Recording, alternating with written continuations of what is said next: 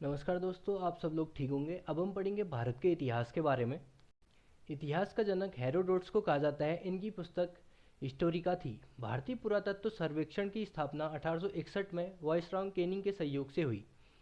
भारतीय पुरातत्व का जनक सर अलेक्जेंडर कनिंघम को माना जाता है। भारतवर्ष का सर्वप्रथम उल्लेख हाथी गुम्फा अभिलेख से मिलता है और हिंदुस्तान शब्द का प्रथम उल्लेख ससानी अभिलेख से मिलता है। भारत का सबसे प्राचीनतम धर्मग्रंथ वेद है। वेदों का संकलन महर्षि वेदव्यास ने किया था। ऋग्वेद, सामवेद, यजुर्वेद, अथर्ववेद।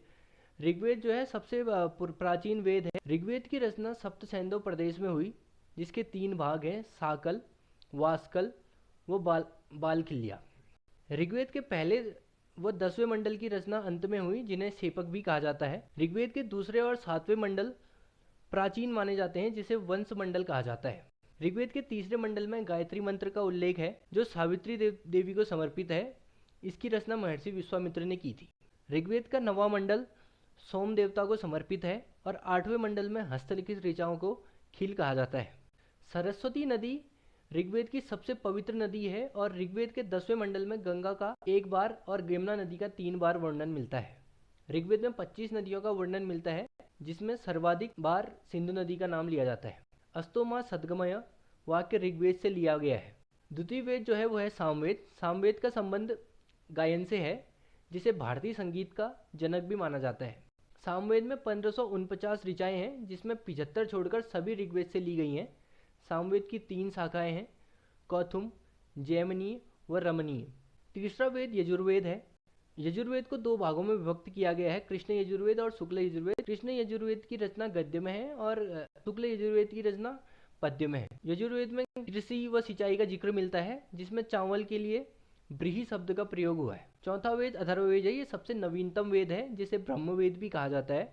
इसमें 731 सूक्त और 6000 मंत्र हैं। अथर्ववेद का संबंध तंत्र मंत्र, जादू टोना आदि से है। इसमें रोग निवारण की औषधियों का जिक्र भी मिलता है। अथर्ववेद की 2 शाखाएं हैं, शौनक व पिप्लाद। अथर्ववेद को भारतीय विज्ञान का आधार माना जाता है। काशी का प्राचीनतम उल्लेख अथर्ववेद में मिलता है। वेदांग की संख्या जो है वो 6 बताई गई है। शिक्षा, कल्प, व्याकरण, निरुक्त, छंद व ज्योतिष। व्याकरण की प्रथम रचना पाणिनि की अष्टधाई है। सुल्व सूत्र ज्यामितीय गणना से संबंधित रचना है। ब्राह्मण ग्रंथों की रचना वेदों की आध्यात्मिकता व्याख्या के लिए हुई, जो गद्य में रचित थे।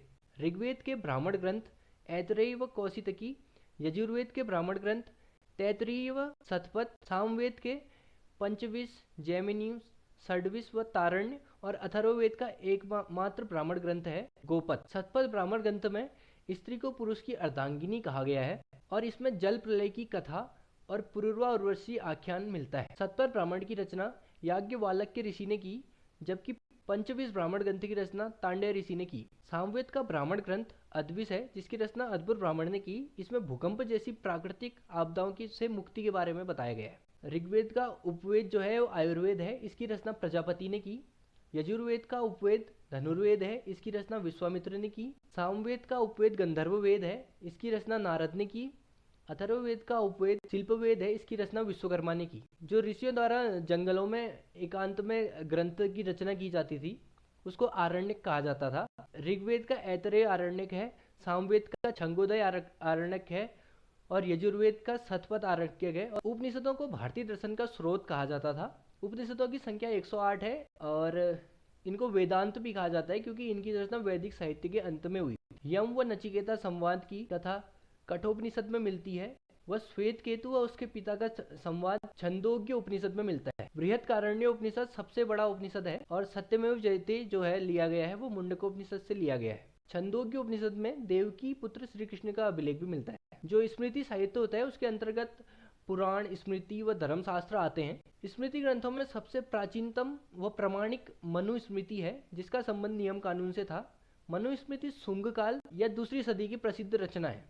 एक नारद स्मृति है, जो गुप्त काल से संबंधित रचना है। पुराणों की संख्या 18 है और इसमें सबसे पुराना पुराण है मत्स्य पुराण, जिसमें भगवान विष्णु के 10 अवतार का जिक्र मिलता है। भगवान विष्णु के 10 अवतार में मत्स्य पुराण, कुर्मा अवतार, वराह अवतार, नरसिंह अवतार, वामना अवतार, परशुराम अवतार, राम अवतार, कृष्ण अवतार, बुद्ध अवतार, कल की अवतार जो भविष्य में होगा, ये 10वां अभी हुआ नहीं है, ये होगा। और विष्णु पुराण में मौर्य वंश और मत्स्य पुराण में आंध्र सप्तवाहन वंश और वायु पुराण में गुप्त वंश का वर्णन मिलता है। पुराणों के रचनाकार महर्षि लोमहर्ष व उनके पुत्र उकश्रवा थे। महर्षियों ने 6 दर्शनों में से पतंजलि ने योग दर्शन और कपिल मुनि ने सांख्य दर्शन, कणाद ने वैशेषिक दर्शन और जैमिनी ने पूर्वी मीमांसा की रचना, गौतम मुनि ने न्याय दर्शन की रचना, बाद नारायण ने उत्तरी मीमांसा की रचना की थी।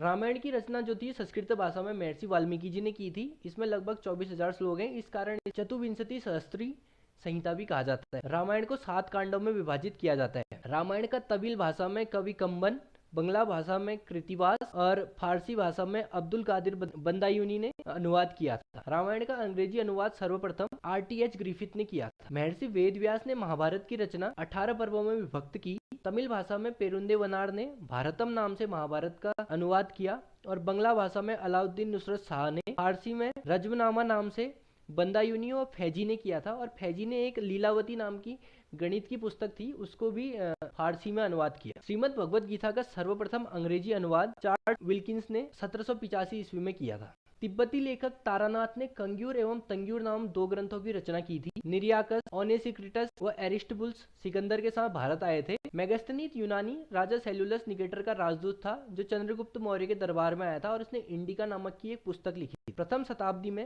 प्लिनी ने नेचुरल हिस्ट्री नामक पुस्तक लिखी, जिसमें भारत व इटली के बीच व्यापार के बारे में लिखा गया। टॉमली ने 140 ईस्वी में जियोग्राफी नाम की पुस्तक की रचना की।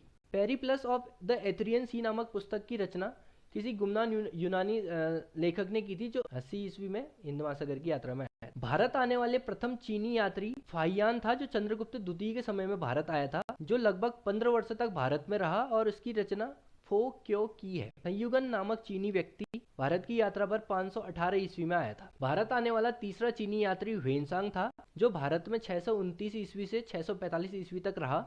इसकी पुस्तक CU की थी। ह्वेनसांग सम्राट हर्षवर्धन के समय में भारत आया था और इसने नालंदा विश्वविद्यालय में पठन पाठन का कार्य किया। ह्वेनसांग को यात्रियों का राजकुमार भी कहा जाता था। ह्वेनसांग के बाद भारत आने वाला चीनी यात्री इत्सिंग था, जो लगभग 675 ईस्वी में नालंदा व विक्रमशिला विश्वविद्यालय में आया था। दक्षिण भारत के चोल दरबार पहुंचने वाला चीनी यात्री चाओजू कुआ था। सुलेमान नामक अरबी यात्री 9वीं शताब्दी में प्रतिहार शासक मिहिर भोज के दरबार में आया था। अलमसूदी राष्ट्रकूट शासक के समय आया था, जिसने भारतीय मानसून के बारे में सटीक विवरण दिया। अलबरूनी मोहम्मद गजनवी के साथ भारत आया था। उसने किताब उल हिंद और तहकीक हिंद नामक पुस्तक लिखी और ये लेखक होने के साथ साथ गणितज्ञ व ज्योतिष भी था। अलबरूनी संस्कृत भाषा का अध्ययन करने वाला पहला मुस्लिम व्यक्ति था। तो दोस्तों, अभी के लिए इतना ही।